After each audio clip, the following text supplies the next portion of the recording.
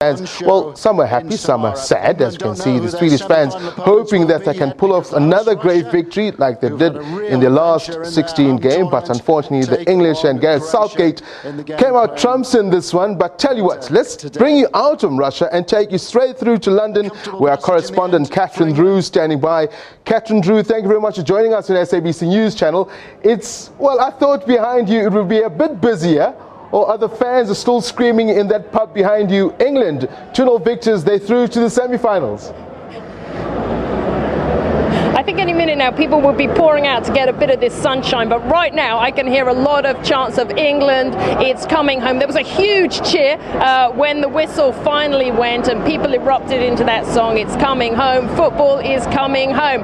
Perhaps a little bit previous, obviously, although people are very excited. This is the first time England have got to the semi-finals in 28 years. Now that, of course, in 1990, a lot of the players that are on the pitch right now, they won't even have been born, so obviously a very exciting point. Now I'm going to bring in a couple of people. These are fans who have watched the game. Phil and Billy, just come in for me if you will. And Matt, you're here. We spoke to you earlier, but let me talk to you, Phil. I mean, that was quite a match, wasn't it? What's your reaction? Very comfortable, I thought. The whole game, it was like deck chairs and cigars most of the game, I thought. He lied, but no, really. Chairs and cigars. In other words, we were relaxed. I don't think people were relaxed about this at all. It seemed to be a bit cautious, didn't it? But yeah, first 20 minutes, a bit cautious, but once they get the goal, they played really well. And second goal, I think 10-15 minutes second half, wasn't it, Billy? And yeah, I hate to say it, fairly comfortable, although Pickford was magnificent and pulled off 2 or 3 fantastic saves, but yeah.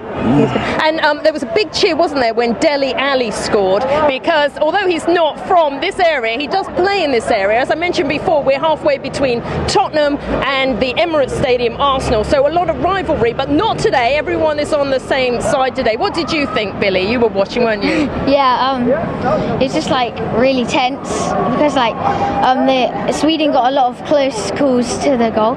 Like they were really close, almost got in like about 3 times or something. But like Pickford's just a really good goalkeeper. He's a good goalkeeper. Right, stay there for a second, Matt. Let's talk to you because just come in a second.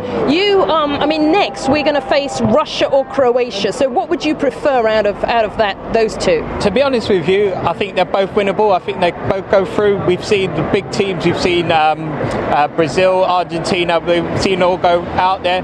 So hopefully Croatia, but we'll take whoever comes next. Right. And do you think we could take either Russia or Croatia? Yeah, absolutely. The way that we're playing at the moment has been absolutely fantastic. Some really good play. England are starting to gel well. So yeah, whoever comes next, I'm happy. Right. Now let's turn back to you, Phil, just quickly though. And what do you think about the next round? Are we going to make it to the final? Yeah, it'd be great. I would prefer Russia because I just don't think they're that great, and we can always slip up against Croatia. But yeah, I hate to say it might be coming home. It might be coming home. What do we say, everyone? Is it coming home? It's coming home. It's coming home. It's coming home. It's coming. Football's coming. Apparently, it's coming home. It's coming home. It's coming. Football's coming. So these are some of North London's finest singers I got for you here. And they say that football is coming home, that England are on track to win the World Cup. Of course, we'll see on Wednesday what happens.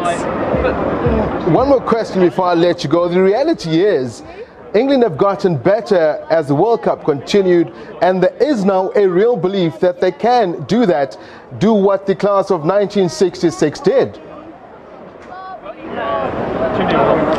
There is a lot more confidence now. I mean, Gareth Southgate, the England manager, we know, really wanted to play down expectations. He really said, didn't want that weight of expectation on these young players' shoulders. They are the youngest team in the tournament, between 19 and 32. As I mentioned earlier, a lot of them weren't even alive in 1990, the last time we got to the semi-finals. But of course, you cannot stop the English fans from dreaming, not at all. So yeah, a lot of people really thinking now the weight of expectation will be on those shoulders.